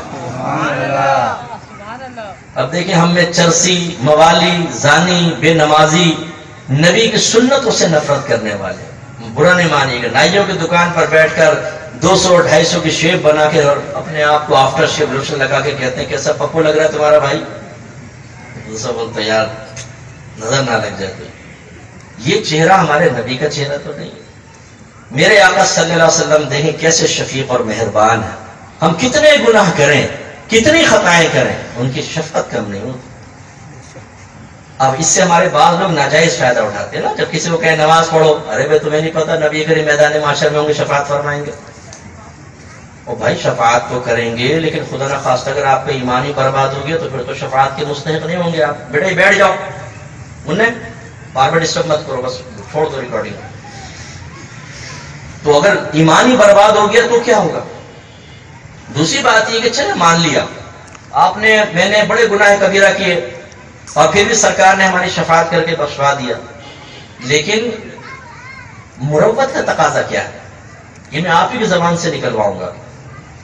آپ کے ماں باپ آپ کو اچھا پڑھائیں لکھائیں، آپ بڑے ہو جائیں تو بہترین لباس، ایک گاڑی کی چابی بھی دیں، لو بیٹا ہر مہینے آپ کو 50,000 کی پاکٹ منی سب کچھ دیا جائے، اور پھر جب ماں باپ آپ کو کوئی حکم دیں، کوئی خواہش کا اظہار کرے تو آپ کے ہمارے پاس ٹائم نہیں ہے.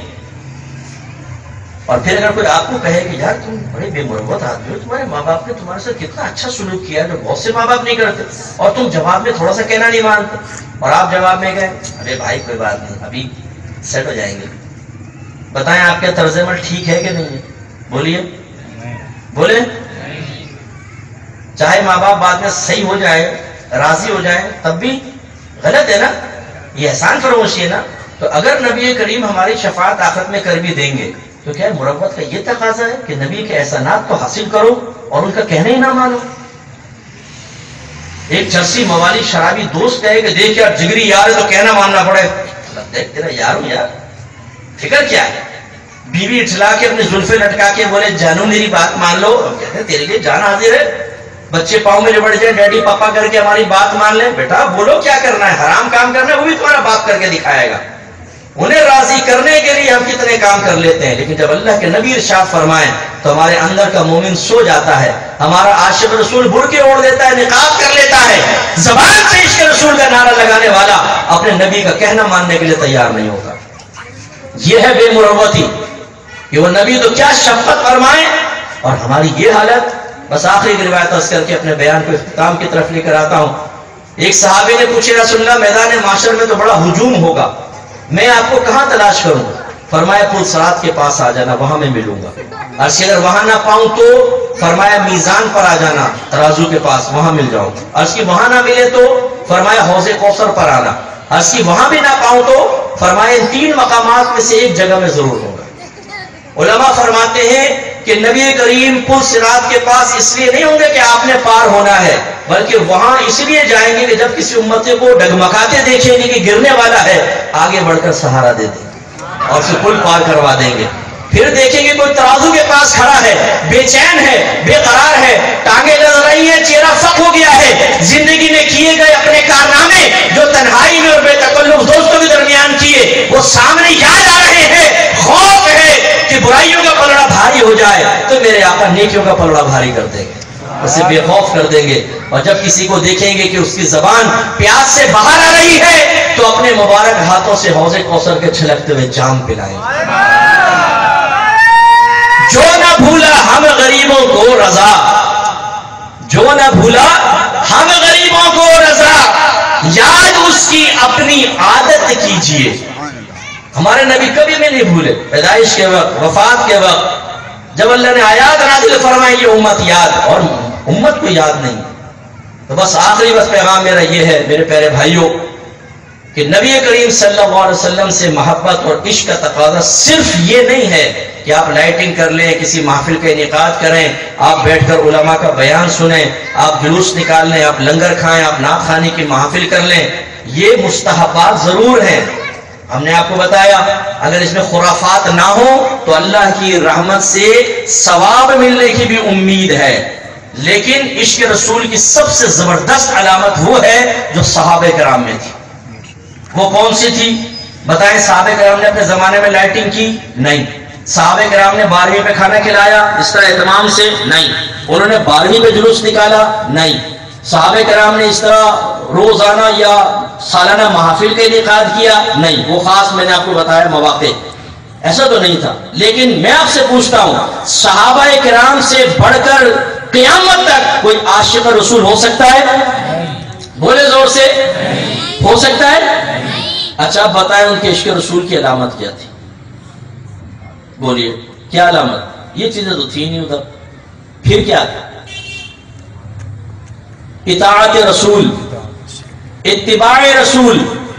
یعنی سرکار کی زبان سے کوئی حکم نکلا، ماں ناراض ہو، باپ ناراض ہو، بھائی بہن ناراض ہو، برادری ناراض ہو جائے، باغات چھوڑنے پڑ جائیں، آبائی شہر چھوڑنا پڑ جائے، نبی کریم کے ایک حکم پر سب کچھ قربان کرنے کے لیے تیار. سرکار نے فرمایا عبادات اختیار کرو، اختیار کر لیں. سرکار نے فرمایا اپنے باطل عقیدے چھوڑ دو، چھوڑ دیے. سرکار نے فرمایا اپنے مال اللہ کے راہ میں دے دو، دے دیے. یہ ہے اطاعت. اور ایک ہوتی ہے اتباع. سرکار کو جو عمل کرتے ہوئے دیکھا، حکم نہیں بھی تھا، بس یہ میرے سرکار کی ادا ہے، میں اس کی ادا کو ادا کر رہا ہوں. اور ہم عاشق رسول وہ ہے جو لنگر پورا یہاں تک فٹ کر کے ڈکار کی جگہ بھی نہیں چھوڑتے، جلوس بھی نکال رہے ہیں، لائٹنگ بھی کر رہے ہیں، لیکن جب یہ کہا جائے آپ کے نبی نے 5 وقت نماز پڑھنے کا حکم دیا ہے تو ہمارے گلے میں کھچ پڑ جائے میں تھوڑا ناپاک ہوں. پڑھیں گے انشاءاللہ اس جمعے سے. اچھا اب کہ رمضان آئے گا، رمضان سے پڑھے گا، تیرا بھائی اب نہیں چھوڑے. تو بعض تو ہم میں ایسے بیٹھے ہوں گے جنہوں نے کئی ماہ سے فجر کی نماز نہیں پڑھی ہوگی. نحوست ہی نحوست. یہ جو ہم کہتے ہیں نا، ہماری بہنیں بھی سن رہی ہیں، مصطفیٰ گھر میں جادو ٹونا کر دیا کسی نے. کوئی جادو ٹونا نہیں کیا. ہمیں بڑے جادوگر. نماز ہم نہیں پڑھتے، روزہ ہم نہیں رکھتے، قرآن پاک کی تلاوت ہم نہیں کرتے، غیبتیں، چگلیاں، بیوی شوہروں کے سینے پہ چڑھ کے بدتمیزیاں کر رہی ہیں، شوہر بیویوں پہ ظلم کر رہے ہیں، اولاد نافرمان نکل رہی ہے، ماں باپ اپنے تربیت کے فرض سے غافل ہے، دینی شرعی تربیت کا شعور ہی نہیں ہے کہ بچوں کو کیسے دینا چاہیے. اور پھر آپ یہ چاہتے ہیں کہ ساری ہم کوتاہیاں کرتے رہیں، اور مادہ اللہ کی ڈیوٹی ہے کہ ہمارے گھروں میں رحمت برکت نازل فرمائے. اس نے بھی ضابطہ قاعدہ بنایا ہے، جو اللہ کو بھول جاتا ہے اللہ تعالیٰ اس کو چھوڑ دیتا. بے برکتی ہماری وجہ سے پیدا شدہ ہے، کسی نے جادو ٹونا نہیں کروایا.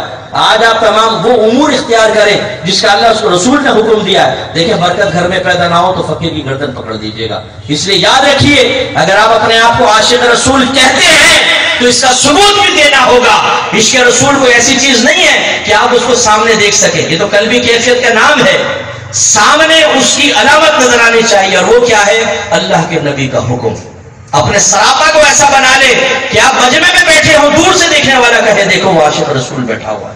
ایسا ہونا چاہیے. اور اگر آپ کے اندر انٹرنل ریزسٹنس ایسی ہے کہ جب آپ سنت پہ عمل کرنے لگے، نہیں یار ابھی نہیں، بھی جوان ہوں بعد میں دیکھوں گا، اپنا چہرہ نبی کی طرح نہ بنائیں، سر نبی کی طرح نہ بنائیں، لباس نبی کریم کی طرح نہ بنائیں، آپ کا کھانا پینا اٹھنا بیٹھنا اسلامک کلچر سے بالکل ہٹ کر ہو، اور پھر جب نبی کا حکم آپ کو سنایا جائے تو ہمارے چہروں کے رنگ بدل جائیں، ہمارے چہروں پہ غصے کے آثار نمایاں ہو جائیں، ہم جزلاہٹ کا اظہار کریں، بیزاریت کا اظہار کریں، دیندار سامنے سے آ رہا ہو تو اس کو دیکھ کر راستہ بدل جائے، اور پھر پوچھے مولوی گیا کہ نہیں گیا، آگے ایسے نماز کا کہے گا، روزے کا کہے گا، تو پھر اپنے آپ کو عاشق رسول خدا را مت کہیں. یہ جھوٹ بولنے کی ضرورت کیا ہے؟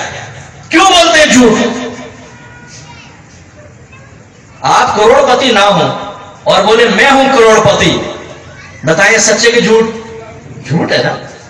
ایک فقیر بیٹھا ہوا ہے، کچھ بھی نہیں، اس کے بعد آپ کے اور بھائی کروڑ پتی کیا حال ہے؟ کیا وہ کروڑ پتی ہوگا؟ بولے نہیں. یہ مذاق ہے، آپ اس کے ساتھ جو مذاق کر رہے ہیں. ہم بھی آپس میں مذاق کر رہے ہیں. یہ عاشق رسول ہے نہیں، علامت نہیں ہے. میں کون ہوں؟ عاشق رسول. آپ سب کون ہیں؟ عاشق رسول. نعت خوان بھائی ہمارے ماشاءاللہ آپ سب اس شاقان رسول بیٹھے. اب میرا حسن ظن ہے کہ بیچارے وہ حسن ظن قائم کر کے ہی کہتے ہوں گے، لیکن بھائی ساتھ ساتھ ایک جملہ یہ بھی کہتے ہیں کہ عاشق رسول وہ ہوتا ہے جو نبی کریم کا کہنا مانے. سب سے بڑی علامت یہ ہے جو نبی کے حکم کو بوجھ سمجھ کر پسے پش پھینکنے میں ایک لمحہ نہ لگائے اور پھر محبت کا دعویٰ کرے. شرم نہیں آتی ہم لوگوں کو؟ ماں سے کہیں امی آپ سے بڑی محبت ہے، آپ پہ میری جان قربان، مال قربان، اور ماں کے بیٹا گلاس پانی پلا، اما وہ تو ٹائم نہیں ہے میرے پاس. اچھا میرے پاس بیٹھ جائے، اما میں دوستوں کے پاس جا رہا ہوں، بیٹا میری بات سن لے. نہ سننے کا ٹائم نہیں. اچھا فلاں سے نہ مل، وہ بہت برا آدمی، اما اس سے تو ضرور ملوں. بیٹا اس سے مل، وہ بہت اچھا ہے. اما اس کو تو شکل دیکھ کے نفرت پیدا ہو جاتی ہے. لیکن میں ایک بات بتاؤں، آپ سے مجھے محبت بہت ہے، آپ پہ میری جان قربان، میرا مال قربان. صحیح کہہ رہی ہے جھوٹ بول رہا ہے؟ بولے کیوں آوازیں نکلنا بند ہو گئی بھائی جان؟ یہ سچ بول رہا ہے جھوٹ بول رہا ہے؟ اچھا دیانت داری سے بتائیے، اگر یہی فراڈ آپ کی بیوی آپ کے ساتھ کر رہی ہو تو جب آپ پہنچے تو کہیں جانو تم پہ میری جان قربان، میرا مال قربان، نہ آپ کا کہنا مانے آپ کے دشمنوں سے فونوں پہ باتیں کرے، آپ کی ٹانگیں کھینچے، تو آپ اس کی محبت کا یقین کر لیں گے؟ کیا بولیں گے؟ کیا بولیں گے؟ پاگل بنانے کے لیے میں رہ گیا ہوں، نکل یہاں سے۔ اچھا اگر یہی طرز عمل آپ کا دوست آپ سے اختیار کرے، کچھ آپ کا نام مانے، آپ کے ٹانگے کھینچے، دشمنوں کو آپ کے راز دے، پھر کہ یار تیرا جگری یار ہوں، تجھ میں میری جان قربان، میرا مال قربان، تو آپ کیا کریں گے؟ 500 کو نوٹ نکال کر دیں گے اس کو؟ کیا کریں گے؟ کیا کریں گے بولے؟ اگر آپ کے پاس کوئی ایسی کلپ ولپ ہوگی نا، بولے ٹھہر جا فراڈی ہے، یہ دیکھ کیا بکواسیں کر رہا تھا میرے خلاف، آئندہ قریب ہے نا ناک توڑ دوں گا تیرے۔ اپنے لیے تو کتنے نازک ہو گئے ہم۔ نبی کریم کے ساتھ یہی طرز عمل اختیار کرتے ہوئے ہمیں ذرہ برابر خیال نہیں آتا کہ عشق رسول کے دعوے، محبت رسول کے دعوے، یہ کھوکھلے نعرے غلامی رسول میں موت بھی قبول ہے، جو ہونا عشق مصطفیٰ زندگی فضول ہے۔ ارے بھائی تو بھائی جان خرچ نہیں کر، نبی کریم کا کہنا مان لے، میرے جان مبارک، کہنا ماننے کے لیے تیار نہیں۔ غلام رسول میں موت بھی قبول ہے۔ غلام رسول کہتے ہیں اس میں معلوم ہے، ایک غلام اپنے آقا کا کہنا ہی نہ مانے، ایک آقا بولے پانی پلاؤ نہیں پلاتا، ادھر بیٹھو نہیں بیٹھتا، سودا لاؤ نہیں لاتا، صفائی کرو نہیں کرتا، اور پھر کہے حضور ہوں آپ کا غلام، آپ کے قدموں پہ جان قربان، تو آقا کہے گا بیٹا ادھر میں تجھے قربان کرتا ہوں، ادھر کم بخت، کوئی کہنا مانتا نہیں اور کہتا قربان۔ ان نعروں سے کس کو خوش کرتے ہیں، کس کو متاثر کرتے ہیں؟ کیا آپ یہ سمجھتے ہیں فرق شکاف گلے پھاڑ پھاڑ کے نعرے لگانے سے نبی کریم خوش ہوں گے؟ اللہ تعالیٰ اس سے خوش ہوگا؟ وہ ہمارے باطن پہ نگاہ رکھتے ہیں، انہیں ہمارے جذبات معلوم ہیں، ہم لوگوں کو بے وقوف بنا سکتے ہیں، ہم لوگوں کو متاثر کر سکتے ہیں اپنے کھوکھلے نعروں سے، اللہ تعالیٰ اس کے رسول کو نہیں، انہیں دھوکہ دینا ممکن نہیں۔ میں آپ سے گزارش کرتا ہوں اس خوابوں کی دنیا سے باہر آئیں، حقیقت کی دنیا کی طرف آئیں، مکمل کامل مومن بنے، سچے عاشق رسول بنے، جو نبی کریم کے حکم کی تلاش میں رہتا ہے، حکم ملتا ہے تو عمل کرتا ہے، اپنے آپ کو نبی کریم کی سنت کے سانچے میں ڈھالنے کا ذہن بناتا ہے، جیسے جیسے اس کے عذر ختم ہوتے ہیں وہ نبی کریم کی سنت کے سانچے میں ڈھل جاتا ہے، پھر آپ صحیح عاشق رسول ہیں۔ ورنہ خدا را یہ دعویٰ نہ کیا کرے، میرا مشورہ ہے، بہرحال آپ کی مرضی ہے، لیکن یہ دعوے، یہ کھوکھلے دعوے ہو سکتا ہے مرنے کے بعد بڑے پچھتاوے کا سبب بنے، کیونکہ اس طرح جیسے میں نے آپ کو کہا، دنیا میں بیوی کو چھوڑ دیں اگر وہ جھوٹے ایسی باتیں کرے، دوست جھوٹے دعوے کرے اس کو چھوڑ دیں، رشتہ داروں سے قطع تعلق کر لیں، تو پھر نبی کریم صلی اللہ علیہ وسلم کے اس بارے میں ایسے زبانی دعوے کرتے رہیں، نبی کریم کا کہنا نہ مانیں، اور پھر بھی میدان معاشر میں ہمیں نعمتیں مل جائیں گی۔ اللہ چاہے تو عطا فرما سکتا ہے، بہرحال میں کوئی پابندی لگانے والا تو نہیں ہوں، اس کی رحمت بہت بڑی ہے، لیکن جو ظاہر طریقہ ہے، جو صحابہ کرام نے اختیار کیا، جو اولیاء کرام نے، وہ یہی ہے کہ نبی کریم کی اطاعت کی جائے۔ اللہ تبارک و تعالی ہم سب کو عمل پیرا ہونے کی توفیق عطا فرمائے، آمین۔ کل چونکہ ورکنگ ڈے ہے، بیان بھی کافی لمبا، اور ابھی نعت خواں بھی تشریف فرمائے، کوئی جائے گا نہیں، سب یہاں بیٹھیں گے، بچے آئے ہیں، آپ سنیں نعت، ذوق سے سنیں، اٹھ کے جائیں گے دل آزاری ہوگی، ٹھیک ہے؟ جن کو آپ تشریف فرما ہو، میری شرح کچھ مجبوریاں ہوتی ہیں، چونکہ صبح اکیڈمی ہے، مجھے پڑھانا ہوتا ہے، نائٹ میں مجھے